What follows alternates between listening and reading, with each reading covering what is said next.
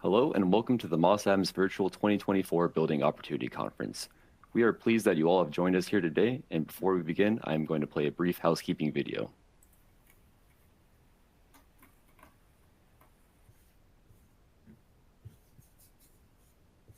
Welcome, and thanks for joining. We're pleased to present our continuing professional education webcast series. Before we begin, please keep the following in mind. You can customize how you view our presentation and interact with the presenter. For better viewing, close all other applications and turn up your speaker volume. You can adjust window size and placement or enter full screen mode using the controls at the top right of the window or dragging the bottom right-hand corner to resize. At the bottom of your screen, you'll see a series of icons that relate to a different aspect of our session. You can download a PDF of today's slides from the Slide Deck and Handouts widget. You can ask questions by typing in the Q&A window and clicking Submit. We'll do our best to answer all questions or follow up via email. If you experience technical difficulty, refresh your browser by hitting the F5 key. Today's session offers 1 CPE credit. To receive credit, you must meet the National Association of State Boards of Accountancy requirements. You must attend at least 50 minutes of the session and respond to at least 75% of polling questions. To participate in the polls, please check the button next to your answer within the slide window and click Submit. We'll track your progress and alert you when you've earned CPE credit.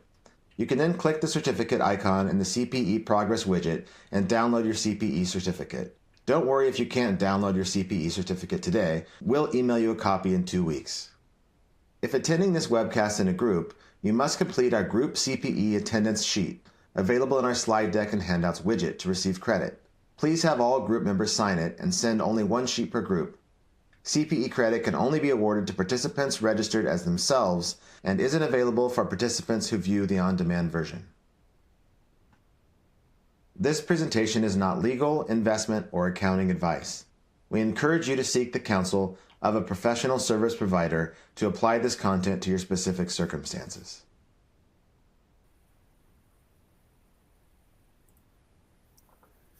This is the final session in our 2024 Building Opportunity Conference series. Each year, we host the Building Opportunity Conference to bring insight to our audience around emerging trends impacting various industries around the built world. If you weren't able to join us for any of our previous live sessions, they are all available to view on demand. Today's topic is Navigate the Shifting Landscape of Residential Real Estate. I would like to introduce you to our moderator, Laura Theuer.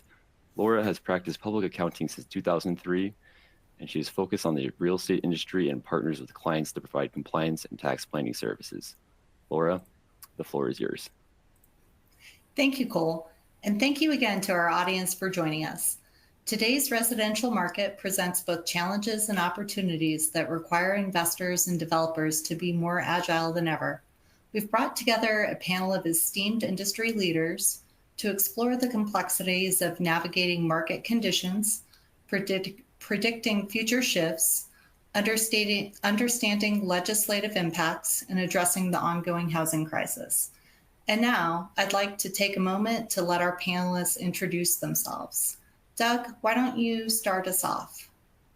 Thanks, Laura. I'm Doug Andrews. I am chairman of Avanti Residential.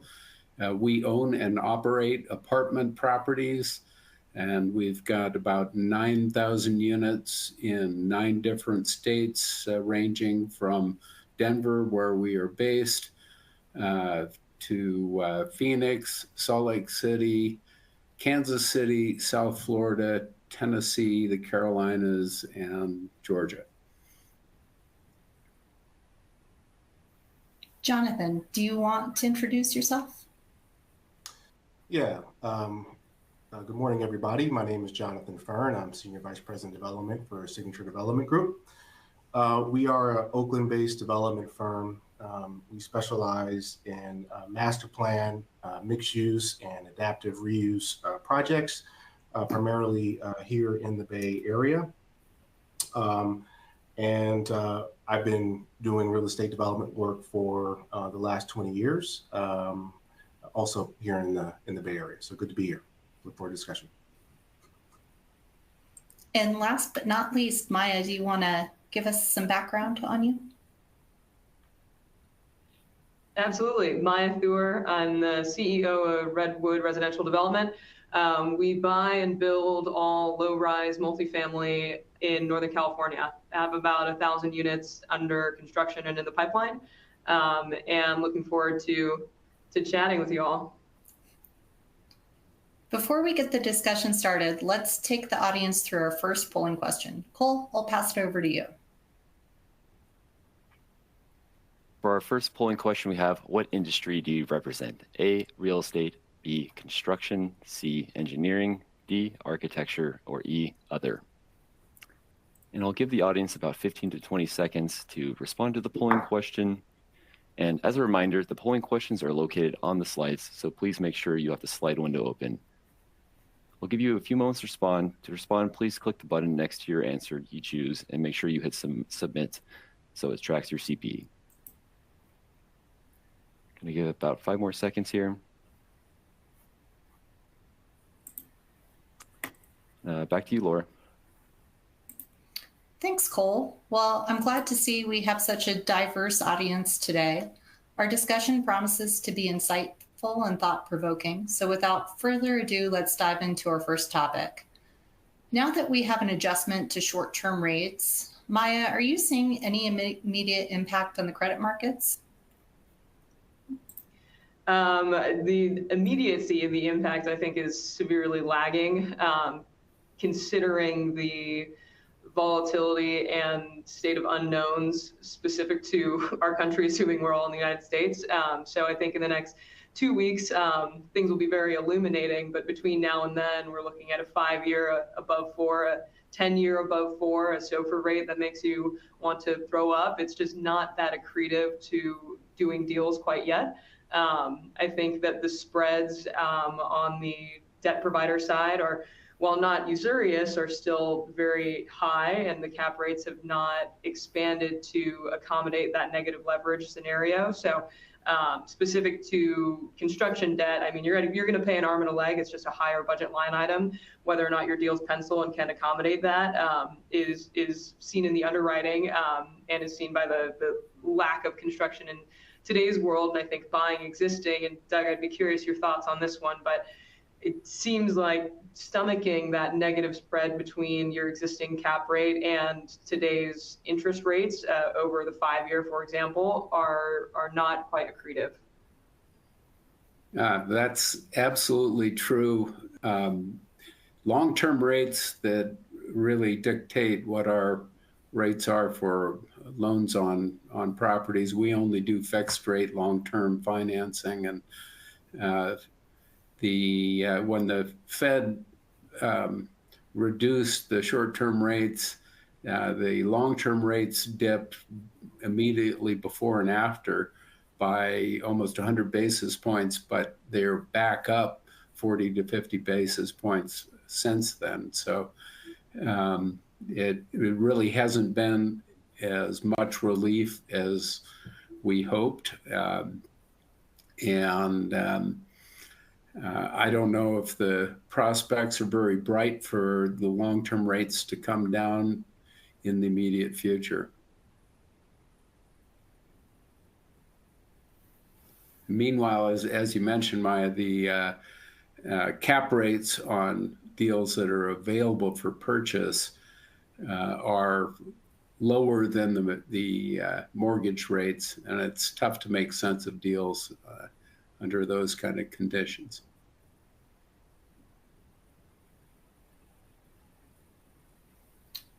I mean, that certainly sounds like it's pretty challenging.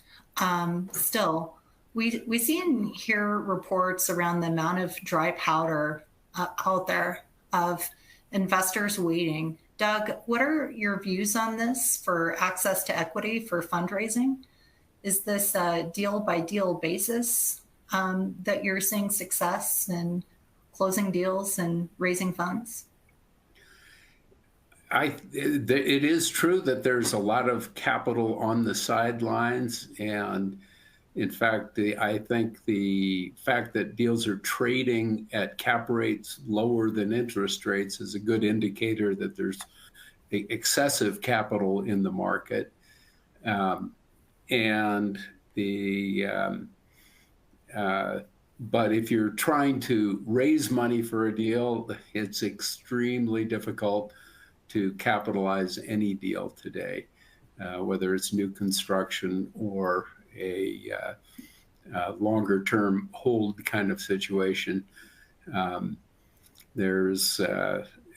We've been trying to raise an institutional fund for the last 1 to 2 years, and it is extremely difficult to get traction.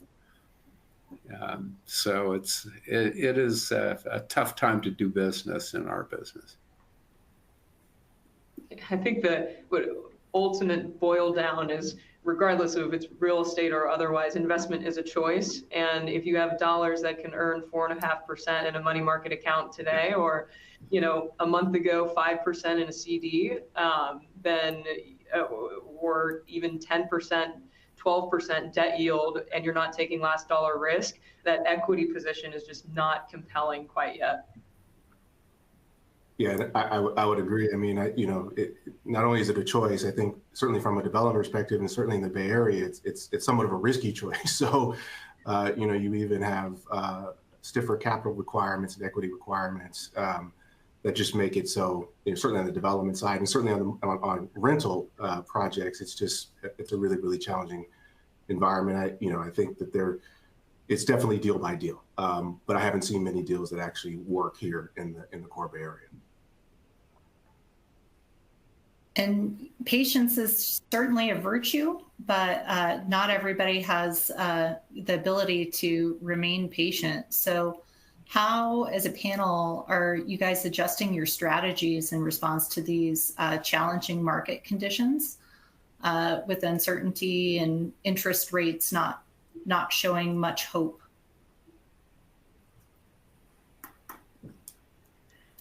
Well, we're finding new industries. I'm kidding. Go ahead, Maya.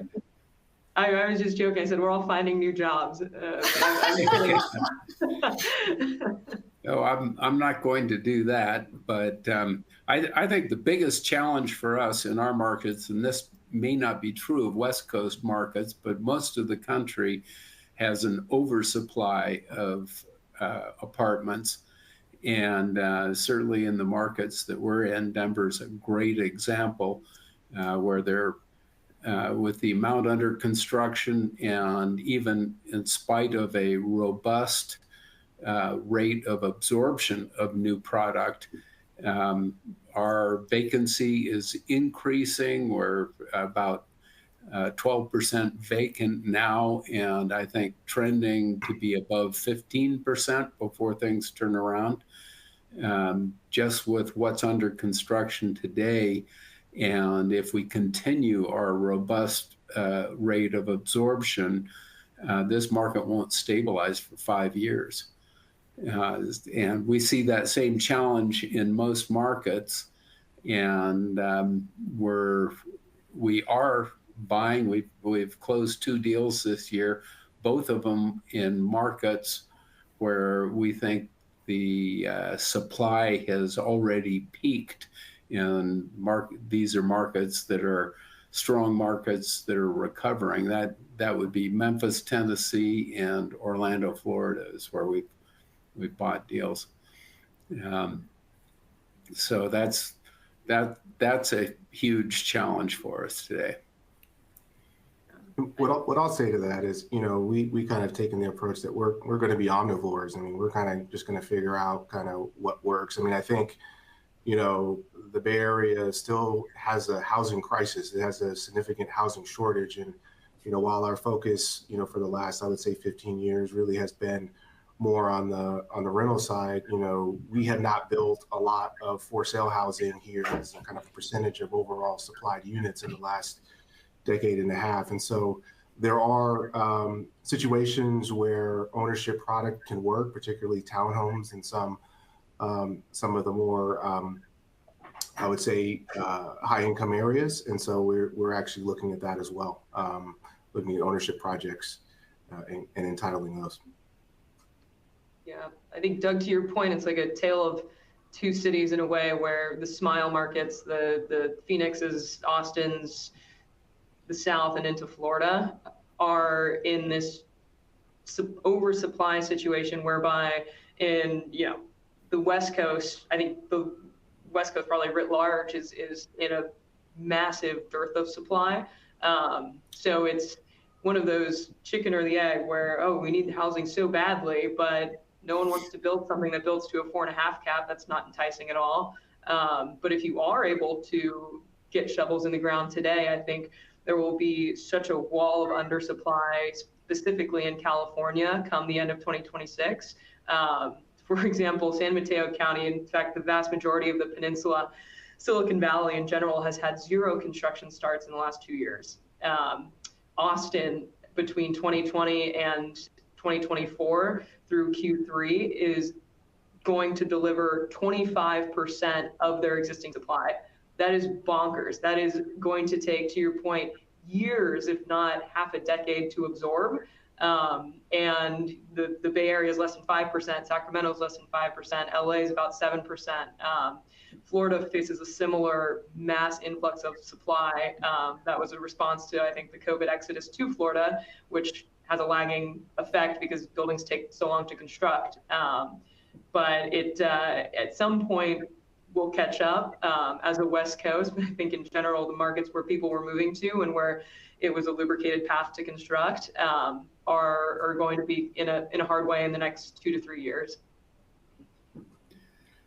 Yeah, I think the challenge, for developers is they have to convince, they have to sign a purchase and sale agreement or an option agreement typically, and then they have to turn around to a capital partner and answer the question of, when will the storm pass? And I don't think anybody really can give a real answer to that.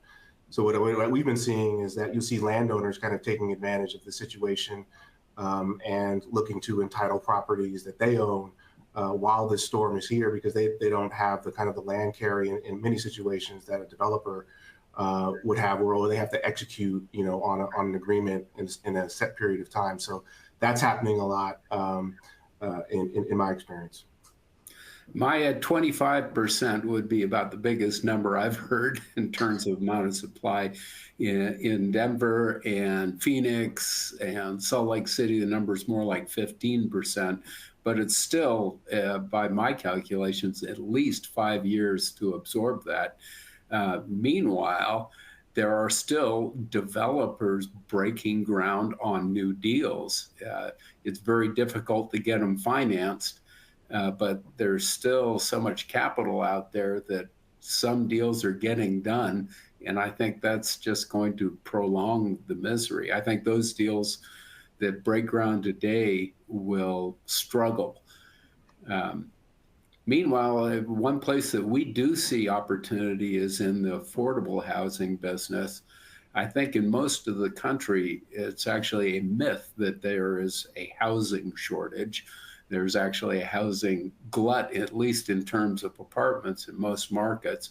But what we really have in almost every market is a critical shortage of housing that people can afford. And so we are looking into affordable housing development. The opportunities are very limited, but that's something that you can do in, I think, any market, overbuilt or not, and be successful today.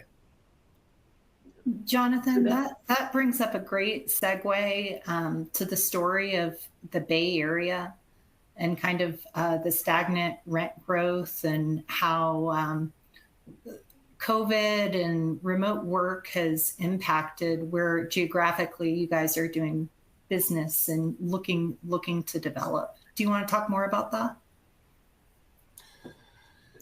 Yeah, I think, in large part, the Bay Area was kind of ground zero for folks kind of, fleeing it when COVID hit. I think one of the things that was somewhat interesting is that, typically, multifamily construction follows job growth. And kind of what happened in COVID is that the kind of the large firms, the Magnificent Seven we all hear about, the Googles, the Metas, they actually added a lot of jobs, but they weren't here. They were remote, and it was kind of a detachment of that rule. We're now seeing, folks being drawn back with return to work, but certainly not in the way that we would hope to have kind of rent growth.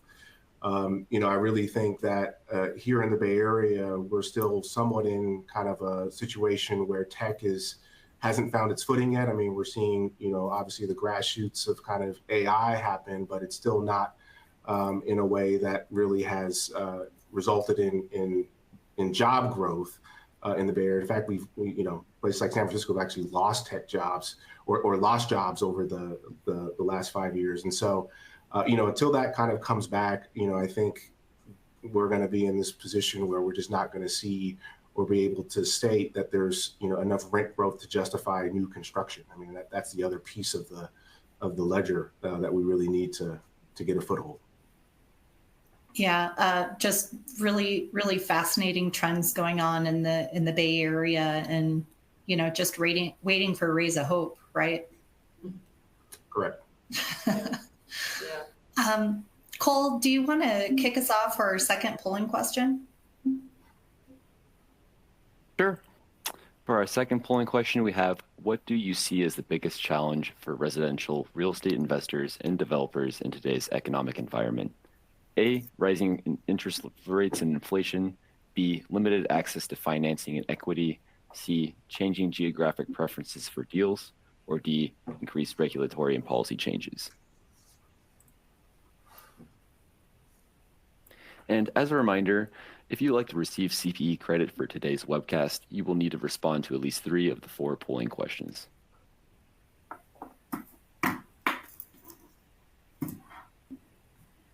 Give you about 5 more seconds to get your answers in.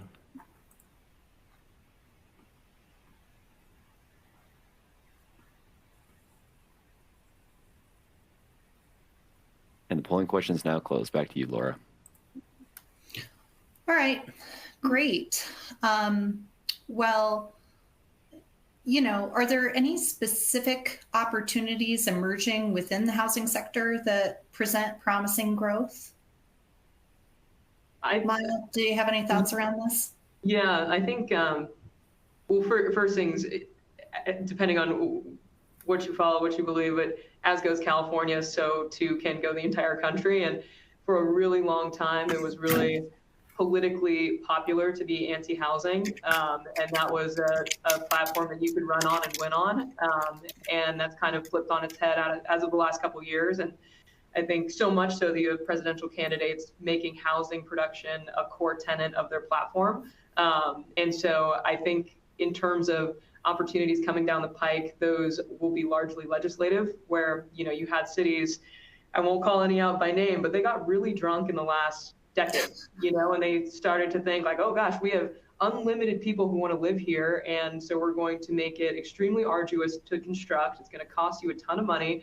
We're going to require that many of those units are going to need to be affordable, and there's no way you can get out of them because we know that the people who want to live here will pay any amount. So you're subsidizing all the costs we're imposing upon you with these people who are always going to want to be here, right? Cue COVID, those people moved to Austin. They moved to Bozeman. They moved to Tahoe, Salt Lake City, wherever. And a lot of these cities were left holding the bag and had to do a swift 180 in order to now accommodate housing production, because developers aren't necessarily clamoring any longer to build in the flaming hoops environment that they built. So I think the opportunities will come in lubrication of the entitlement path, in state level legislature allowing the construction of housing under more strict and stipulated terms with less discretion. And my hope is that that reverberates from small scale developments all the way to large scale without any of the classic poison pills that we had seen in the previous cycle, if you will, coming down from the state. Yeah, it's so hard to predict the future. Jonathan, did you have something to add? No, I was just going to fully agree. And, I also, I think you're seeing it here in the state of California, that the state is really stepping in. But I do want to put a plug in for, having some of that kind of what we call missing middle housing product types, the smaller housing product types, get, zoned back into existence. They've been zoned out for, literally 50, 60 years now. But that will ease the pressure, I think, on, the kind of the political nature of the larger housing projects that come through. We have just such little housing that comes through. Everything gets, every project that, comes to a council is just, politically fraught. And so, hopefully we can see, housing being metered in, I think the way people expect that it is, but it really isn't in reality. But yeah, you're really seeing that stuff happen at the state level. And it's good to see. This might be a good time to weave in one of our questions from the audience. In terms of specific opportunities emerging within the housing sector that present promising growth, how does the panel feel about age-restricted communities or senior living? Is that already overplayed, or is that still an opportunity?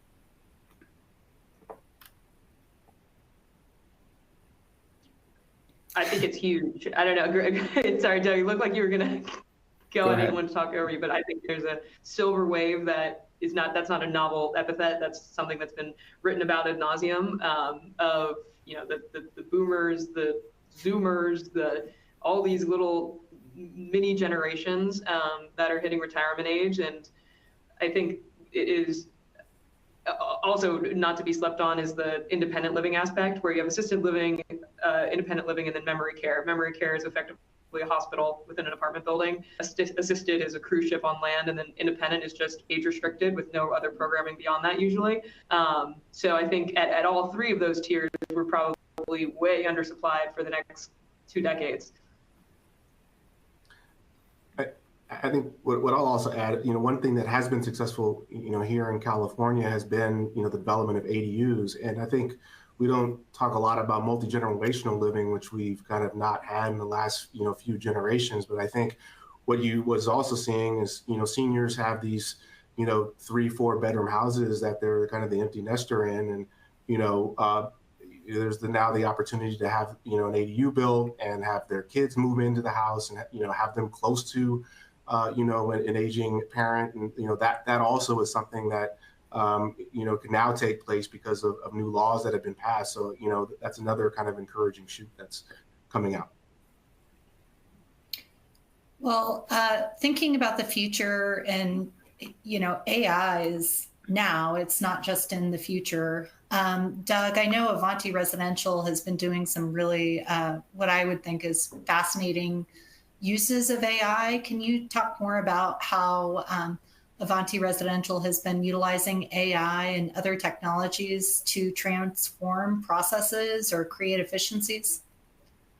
Sure. I'm actually not the expert on that because I'm too old to be that. But the best example I can give you is that we uploaded all of our past real estate contracts into an AI format, and we can now automatically generate contracts on every deal. It doesn't, you don't end up with a finished document. You still have to go through it, but it saves probably 20 or 30% of the legal time to get a contract done. So that's been helpful. But the bigger project that we're working on is really redesigning all of our operations to be more efficient. We're undertaking an initiative that combines consolidation of positions, technology, and offshoring. And we think we will be able to reduce operating expenses by as much as 10% and increase the effectiveness of leasing and service and so on. And this is something that all of the major players in the industry are spending a lot of money and effort on. And We have a secret weapon in my son who has a tech background and works for the company now, who is leading that and really understands how all of these parts work. So we are actively implementing the processes now, and it's a very difficult transition to go through, especially for the employees. And there's an awful lot of hand-holding and so on, but we're already seeing results that are very encouraging in terms of increasing the effectiveness. So I'm really excited about that. Yeah, I think it's an exciting opportunity, not just for real estate, but for all industries to hopefully get more leverage and do less monotonous work and create efficiencies, really. Cole, do you want to kick us off for our next polling question? Sure. For our third polling question, we have, what type of legislative changes do you think will most impact the multifamily sector in the next few years? A, housing subsidies and affordability measures. B, zoning and land use regulations. C, tax credits and financial incentives for development. Or D, rent control laws and caps.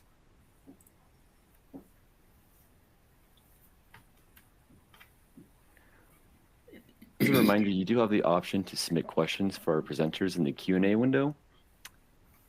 However, we do have quite a bit of content to go through today, so we may have time to only answer one or two questions at the end.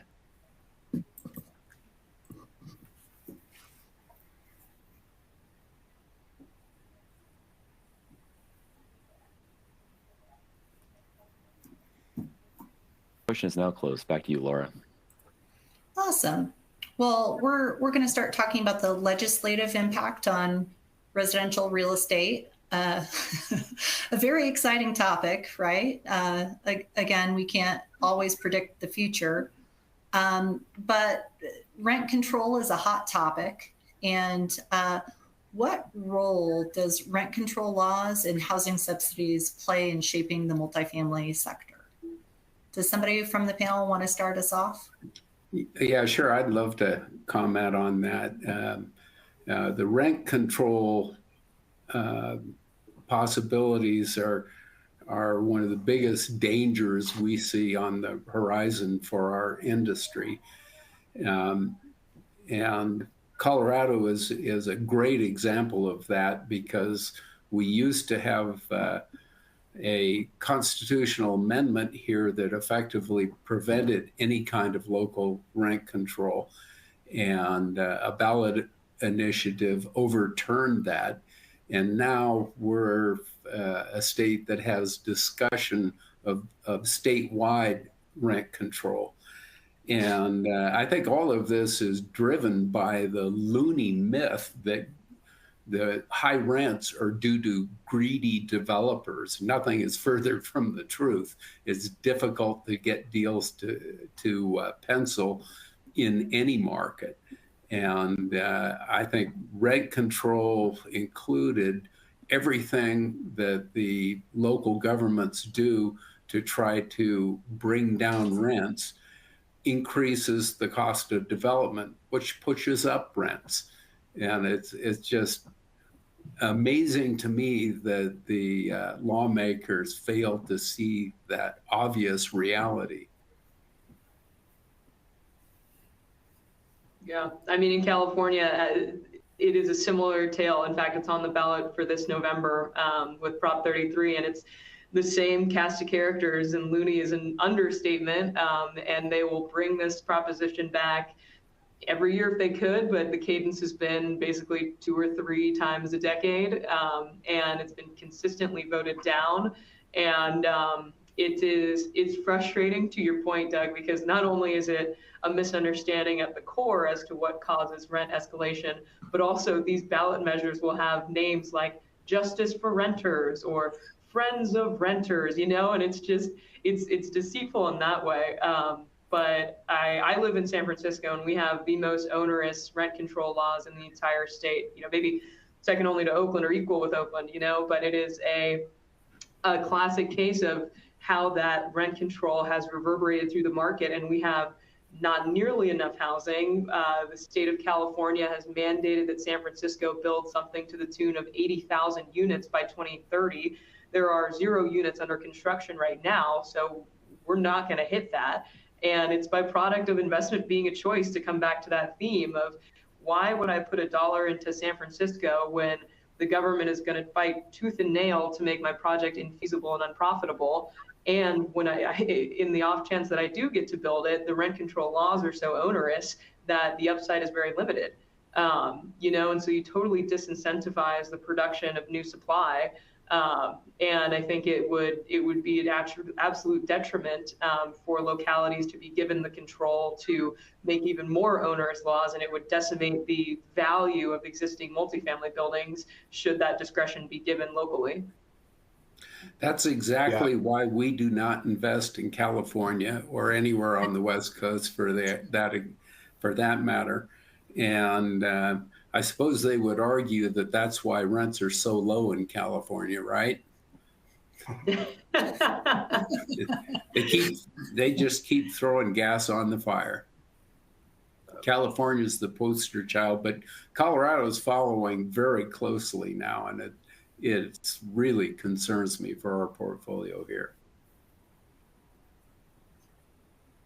Yeah, if your population's expanding, which is what California has been, rent control doesn't do anything to expand the supply of housing, and it just exacerbates the issue. I think there is a disconnect, and kind of reiterating what folks have already said, but I think people do confuse the fact that developers and landlords aren't necessarily the same group of folks, and oftentimes we find ourselves on different sides of the coin. Because developers are actually out trying to create supply. Landlords actually, and many times, benefit from not having supply. But not to say all landlords are evil or bad. It's just that's the way it is. Developers are increasing supply, and to making that harder is counterproductive. And I'm actually going to try to weave in a question from the audience because I think there's some correlation with this question. So, Doug, specifically in Florida, we've seen some natural disasters happen recently. Have those impacted the insurance rates? And have you seen correlation with insurance rates and rent growth at all in Florida? Well, absolutely. It's pushed insurance costs up, but not only in Florida, but across the entire country. And we've really struggled with that in the last couple of years. Our insurance cost has approximately tripled across the portfolio in the last 2 years. And when you increase the operating costs, you have to increase rents, so that there's no question that puts upward pressure on rents. I think right now that is mitigated by the excess supply, because landlords don't have the ability to push the rents. But in the long run, as that supply gets absorbed, rents are going way up from here. Of course, that's an opportunity for us in the long run as well. We just closed on a deal in Orlando, and our insurance is actually a little bit lower than we were initially quoted. We did not sustain damage in any of our Florida properties from the last two hurricanes. However, we did have some equity opt out of the Orlando deal before we closed it because of the hurricanes. So it does make it more difficult to capitalize a deal. In terms of trying to establish what we'll call voter education around rent control and what's really driving rent growth, Jonathan and Maya, do you guys see anything happening in California that helps educate the public? I think, I mean, the California Apartments Association has funded a significant lobbying effort. And I mean, it's the 18th political ad you'll see when you're scrolling Instagram or watching television. You know, people are just inundated right now. I think the fact that rent control to this degree of severity has been voted down previously is a bit of a vote of confidence, in so much as, you know, people are not going to blindly vote for something based on a deceitful title. There will be independent research, et cetera, et cetera. And I think real time, if you live in a place that has rent control, you see it every day. You know, you see people move into a unit in 1982 and they're paying $800, and then they stagnate. They're like, this is, oh, I made it. You know, I got my rent control thing in this city. It's $800. The next best thing, or the equivalent thing, is now $3,000 because there's been no new supply. And so I think that there's a actual acknowledgement that rent control is correlated, although it might not be acknowledged as to how, but there is a correlation between rent control and high rents. Yeah, one of the other features of any market with rent control is the... Oh. Oops, I think we lost Doug temporarily. Have any of these legislative changes really impacted specifically where in California you guys are operating, investing, looking to develop? I think, I guess I'll take that. I think, you know, it's many of the laws that have passed, I'd say, in the last, 4 or 5 years. I think a lot of them, still have a lot of, requirements attached to them, such as prevailing wage and things like that. So it's going to take a little bit of time, I think, for some of the stuff to kind of, figure out how it, actually kind of impacts certainly market rate, housing development. But what I will say is that I think the state's pressure that they're putting on localities, and the ability and removing the ability of localities to say no to projects has been a significant change, and has helped. Because I was even discussing with some colleagues of mine, 10 years ago, just the number of ways the city could hold a project or say no to a project were considerable. But now, with strengthening of some of the kind of the pro-housing laws that we've had on the books, and moving the ball forward, and on some of the streamlining of entitlements, has made it easier. But I think, we're still in the position, certainly in California, and certainly in the Bay, where I think the biggest impediment has been the financial market sitting on the sideline. And I think that's what's really holding up. It's less so now, the legislative side, although it's still a barrier. But I think when the capital is off the sidelines, things will be much easier for developers. And Maya, you touched on this earlier in terms of not necessarily prognosticating, but what do you think the impact will be of some of the policy changes proposed by the presidential candidates, and how do you see that shaking out possibly? Yeah, good question. A knee-jerk response is, if we have a $25,000 credit federally, housing prices will just go up by $25,000. That I think that is within the realm of reason. But at the same time, I think there will be a ability for this missing middle housing to gain more of a galvanized force, should we end up with an administration that is a pro-housing and willing to put the money where the mouth is.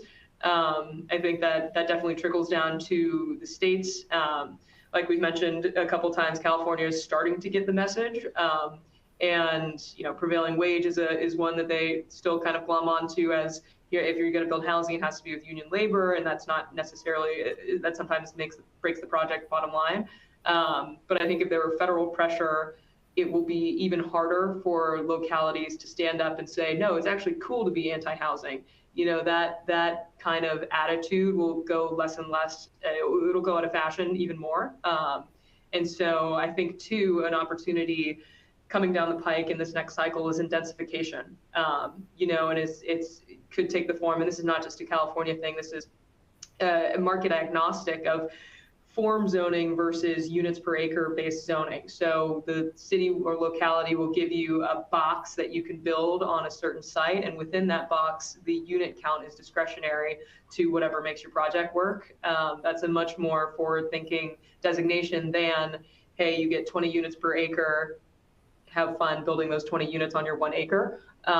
So I think little moves like that, and kind of understanding from the planning department as to departments, nationally as to, wait, we don't get housing unless it is making sense from an economics perspective. That doesn't pencil is starting to become an actual, it's not jargon anymore. It starts to make sense from a legislative perspective. And previously, it was adhere to the code and do what the community wants. But as far as your capital, we don't care.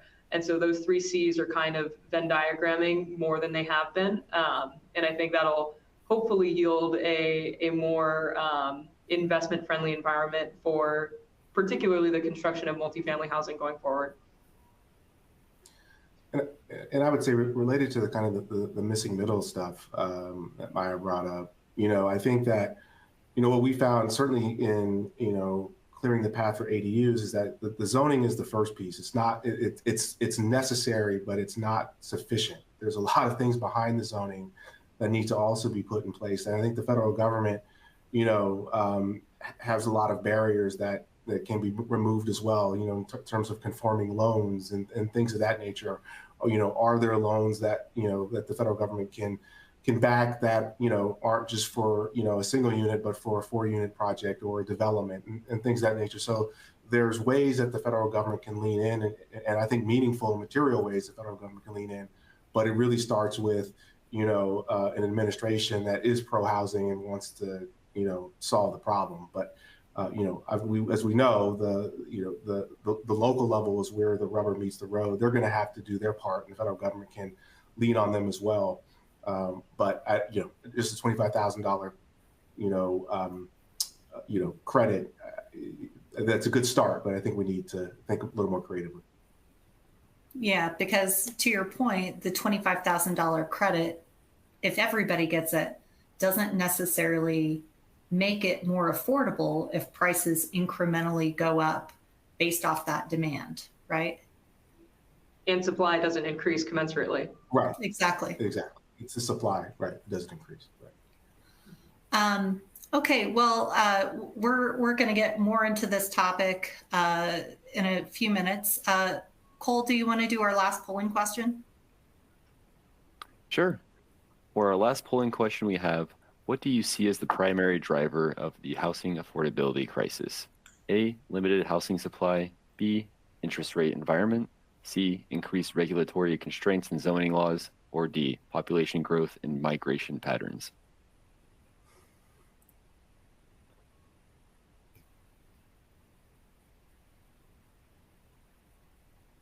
And for those of you who would like a copy of today's slides, unfortunately, due to the panel nature of today's conversation, we will not be providing a slide deck. However, we will be providing a recording that will be sent to you after the live event ends. And as a final reminder, you must answer 3 out of the 4 CPE polling questions to receive CPE credit for today's webcast.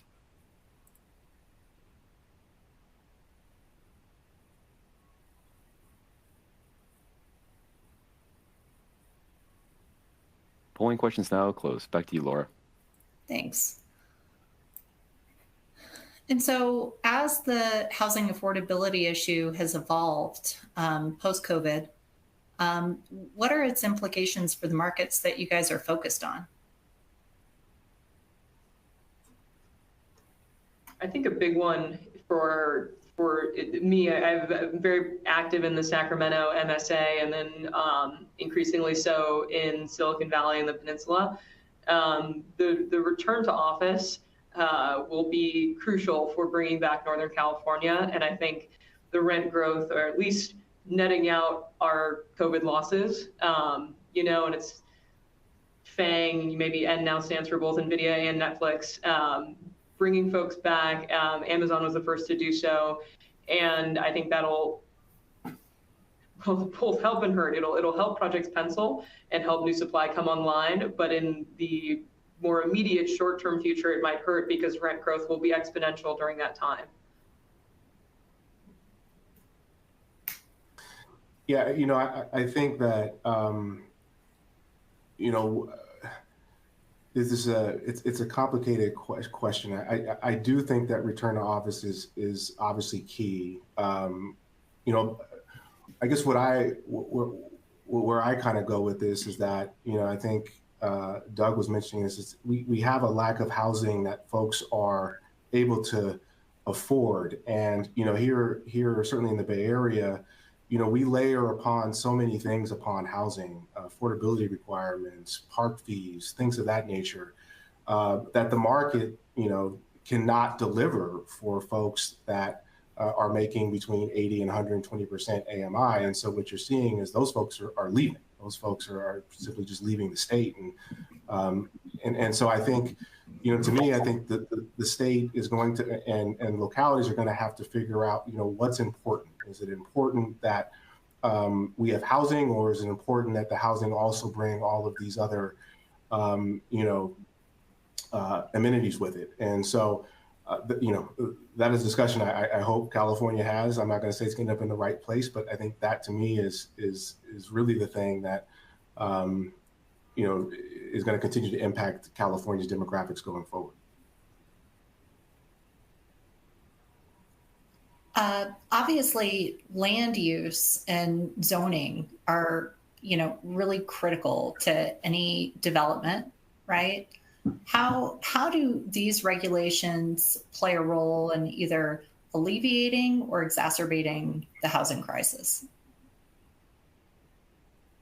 Well, I think to Jonathan's point, it's a code-based fee game where previously, prior to the state's intervention in the recent past, it was kiss the ring of the locality, kiss the ring of the government area, of the community groups that get involved, basically grovel as a developer. And if you were able to pop out on the other side, you have a project. That project came along with, you had to dedicate some land for a park. Maybe you had to dedicate a separate parcel for affordable, capital A, affordable housing, or include that on site. Maybe you had to give some of your retail space to certain tenants rent-free, you know, and so you make concessions upon concessions, and these used to be requirements and par for the course. So I think increasingly, if you think about how to alleviate housing, it's not only the literal zoning as to what is permitted on a certain APN, it is also, once that project is permitted, all of the amenities, to use your word, Jonathan, that used to be and mostly still are a requirement to build. Another aspect of that, Maya, is the time that it takes to get a parcel zoned, both time and expense. You know, all of that just adds to the cost of building the housing. And to your point, Doug, you know, that length of time before, you know, you get occupancy permitting, that just adds to your deal cost, right? And any overruns or misses in terms of that length of time can really impact your return ultimately, right? That's exactly right. And also just the bureaucracy involved, not only in approvals, but during construction as well. And it just pushes out the timeline. You know, you used to be able to complete a development in a year in most markets. Now it's difficult to ever get it done in less than 2 years. And it's typically 3 to 5 years. And I mean, in terms of the actual construction, once you break ground, if you include the time for approval, you're probably averaging somewhere around 5 years.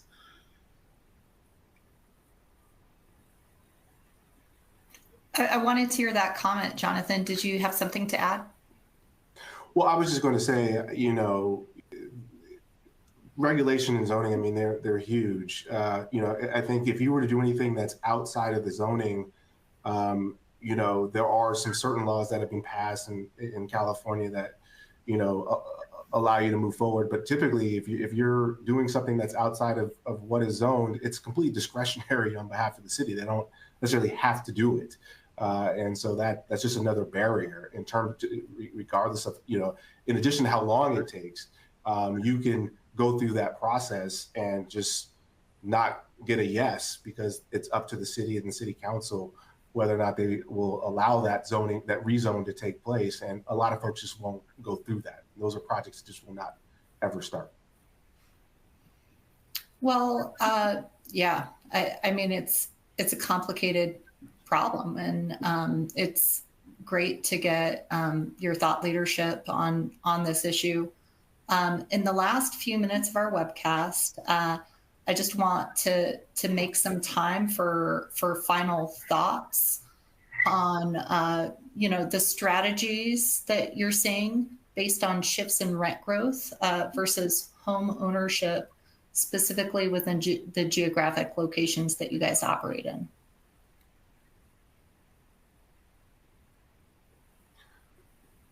Well, I kind of spoke to it before. I mean, we've kind of completely switched. I mean, I think, there are, because rent growth, has not, been at the level that, we needed to be to really capitalize deals. We are now looking at ownership opportunities because I think between the cost of delivery and the sales prices, there are projects that can pencil out even in a high interest rate environment. Working on a project in a city here in the Bay Area where they haven't had, a meaningful or large scale for sale housing development in decades. And so, if you're able to get something like that through, just the demand for that type of housing is going to be there. And so that is definitely something that we now look at and are looking at with serious consideration. Yeah, I think to echo a bit, you don't want to be a lemming as a developer, because then you end up with the oversupply problem. But at the same time, you want to chase yield and you want to chase what pencils, be it densification via ADUs, missing middle, multifamily, capital A, affordable housing, even office to residential conversions, which, that's asset by asset. But I think the main value add in the brain damage that we all undergo in putting these projects on earth is that it is so hard and the barrier to entry is so high that, yeah, you guys are building housing in a place that hasn't seen housing in 30 years. There's a reason that's the case, and so if you can do it, if you have a thick enough skull, then, you can chase that yield successfully without feeling like you're bandwagoning. For our part, the silver lining of overdevelopment that we see in most of our markets is that prices are going down, and we're currently able to buy at least a little bit below replacement cost. In some of these markets, we're going to see that those prices continue to go down as we're seeing rents go down. It's still difficult to get deals done because, as I said before, cap rates tend to still be lower than mortgage rates. But for patient investors, we think there are going to be some opportunities coming. So I look forward to that. Well, thank you guys so much for your time and your energy and your thoughts. It's been a really fascinating conversation, and thank you to our audience for tuning in.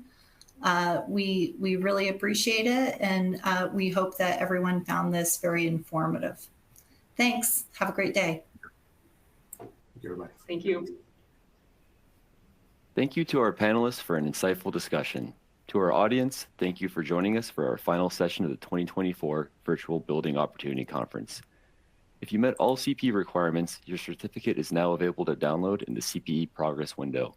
A copy will be emailed to you within 2 weeks should you have any difficulty downloading it now.